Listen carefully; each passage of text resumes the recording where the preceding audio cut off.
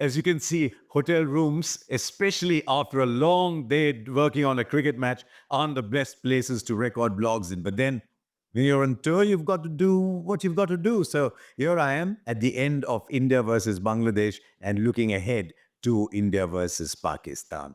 Two teams that are approaching a big game from very different paths. Pakistan with a very, very difficult to comprehend performance against New Zealand, who laid down the marker, looking very good indeed. And India with a hard fought win, which actually might stand them in good stead because sometimes these matches early on in a tournament are better than just a walk in the park. So, two very different paths. But India will be very happy with what they did against Bangladesh because they showcased their batting depth.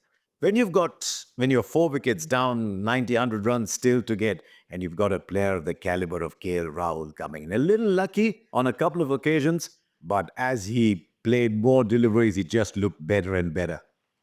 But at the other end was someone, it was an absolute joy to watch. There's a reason that for a couple of years longer, we've all been talking up Shubman Gill because he has just embraced the seemingly easy but very difficult art of innings building. And it was fascinating to see how he very quickly assessed what the conditions are going to be, what the shots are going to be, what to play, what not to play, and backed himself to go all the way through. This was his slowest 50, his slowest 100, but I dare say he'll be very, very proud of this one simply because as the set batter, he took India home, and that's not as easy a skill as it seems. So, big, big plus for India. The form of Shubman Gill is now gone 4 innings, 4 successive half centuries, and he's showing a very happy ability to convert form into big scores.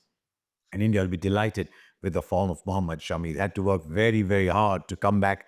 Picked up 2 wickets early on against Bangladesh, came back and picked up 3 more to finish with a fifer that must fill him with a lot of confidence. Harshit Rana is doing almost everything that's been asked of him, but you just think on the big day against a nervy side, someone who's swinging the ball in left-handed, swinging it out, capable of bowling at the death too. Just wonder whether Arshdeep might be a more tactical pick over Harshit Rana.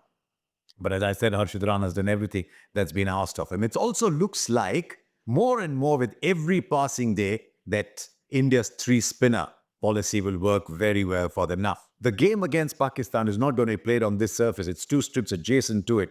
But the entire square has taken such a lot of cricket over the last few months that I don't think it'll play too differently. They'll try very hard to make it a really good surface, but I don't think it'll play too differently. And that is why I'm a little intrigued by Pakistan's approach. They had the opportunity with the mighty blow that they received with Fakhar Zaman to still try and get something out of it and get another pure spinner in the side because they already had Usman Khan as a pure batter available in the side. But look, they understand their requirements, their structure, their combinations better than anybody else, you'd assume. And so they've gone with Imamul Haq. I still think they might need another spinner there, unless they're so confident of two fine cricketers in Salman Agha and Khushdil Shah. But Pakistan will have to do two things if they've got to come back into this tournament because remember, they lose to India and they're virtually out of the tournament, sweating over what happens with New Zealand versus Bangladesh, India versus New Zealand, but you don't want to be in that situation. So they've got to do two things. First, every time Pakistan are playing well, they've taken wickets in the power play.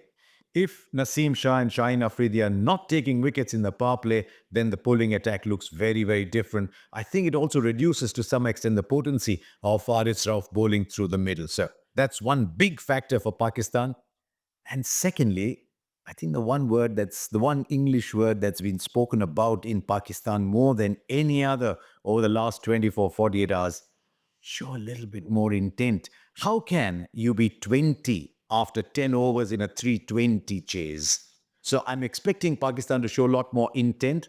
But there's one thing with that side. You see their history. They always enter a tournament looking very good and they disappoint their fans. And just when you think, come on, Pakistan, what are you doing? They show a completely different side to them because what they do in one game bears no relation to what they will do at another game. But the pressure is on them. Home tournament. I know they're flying away to Dubai to play this game. If Pakistan start to think, oops, what if we lose this game? What if we get knocked out from our home tournament? Then they'll put additional pressure on themselves. India looking good. Uh, you never actually pick a favorite in a game like this, but I think going into this tournament, India looking the stronger side. Pakistan have a few things to resolve, but as I said, you never know which Pakistan team turns up. So thank you for watching and do subscribe to this channel.